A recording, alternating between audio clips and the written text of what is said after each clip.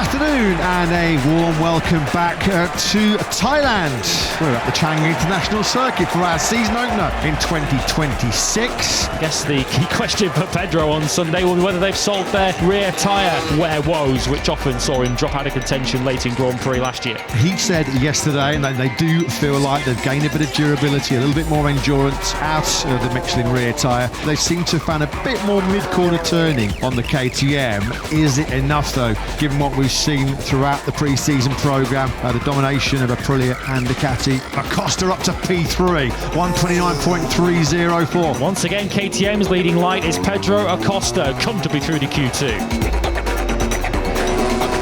He only had one front row start in the whole of 2025. Pedro Acosta, can he get himself anywhere back near that front row of the grid? No, like he's going to be 6 on the grid. Top dog once again on a KTM was Pedro Acosta. He has his third crash of Sprint Saturday and he has dumped it out of the lead here in the sprint. Drama to kick off 2026 as Pedro Acosta now goes on the inside of Marc. He made that move on Ralph Fernandez to get on the podium on the last lap. He runs it a little bit hot. Marc dives back to the inside line. 37 behind 93. We've already seen Pedro Acosta attack Marc once into turn 12. He's now going to attack for a second time. Pedro Acosta up the inside of the reigning world champion and he forces him out of the way. Shark attack incoming, and this time around, is it a successful attack? Can he hang on? Oh, they go side by side. This is the action we have missed. This is why we love MotoGP.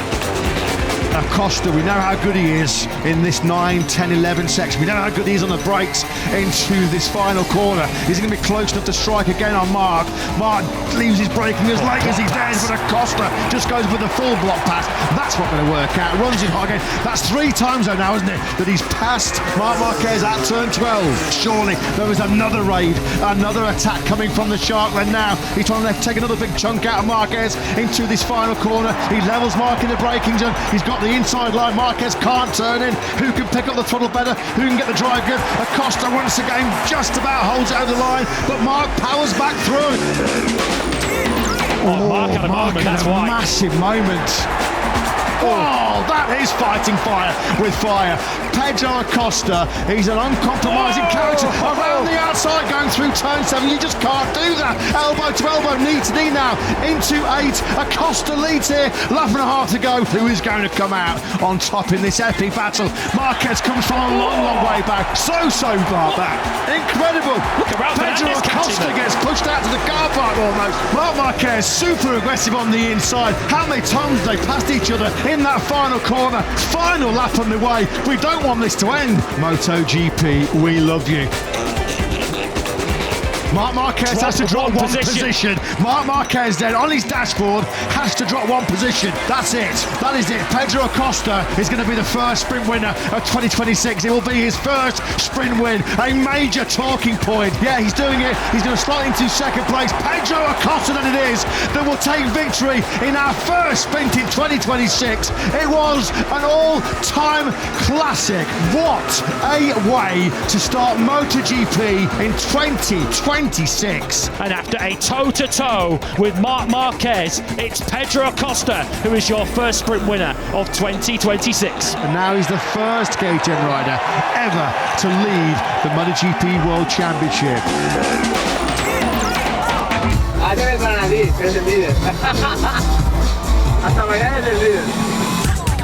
Acosta trying to work out a way through a Marc Marquez. We're heading to turn 12. Are we going to go again, boys, on the brakes into the last corner? Surely Pedro Acosta knows what's coming here. Surely Marc Marquez knows what's coming here. 37 versus 93 for the second day in a row. And Pedro Acosta gets the better of Marc Marquez, who's now down into 5th position. Feels like he's a little bit closer this time around to attack Martin. Yes, he certainly is.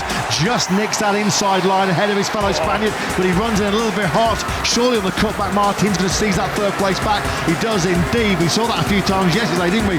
Between Marc Marquez and Pedro Acosta. It just shows you how hard it is to pass on these modern-day MotoGP bikes, laden with aero and downforce. Martin just knew there, if he cut back the inside line, there was no way Acosta was going to make it. Well, Acosta might make it this time. We know that Aprilia is a little faster in a straight line now in 2026. Once again, though, Acosta goes in hot, and that's bringing Marc Marquez right into play. There'll be another raid on the inside from Acosta on the brakes into 12. How good is Martin this time around on the front end of the Aprilia? I think Acosta's going to go in a little bit hot. He is once again. He has done a phenomenal job to get it stopped. Thought he was going to run off circuit at one point there. Side by side we go. It's almost 3 at best between Marc Acosta and Martin. Some battle this for third. Acosta attacks again on the inside into turn 3. He's just going to try and hang Martin out to dry. Now Marc Marquez is getting involved. Well, that's now, 3 or 4 times Acosta has found a way through on Martin, albeit very, very briefly. Oh, look at this now as they power through the gearbox, over the blind press now into 6th. Out of all of it, Marc Marquez went into turn 3, 5th. He's now in P3. And he's now under pressure from another turn 12 assault from Acosta, isn't he? Acosta goes earlier. He's not even waiting for turn 12. Immediately, he attacks Marc going through 8.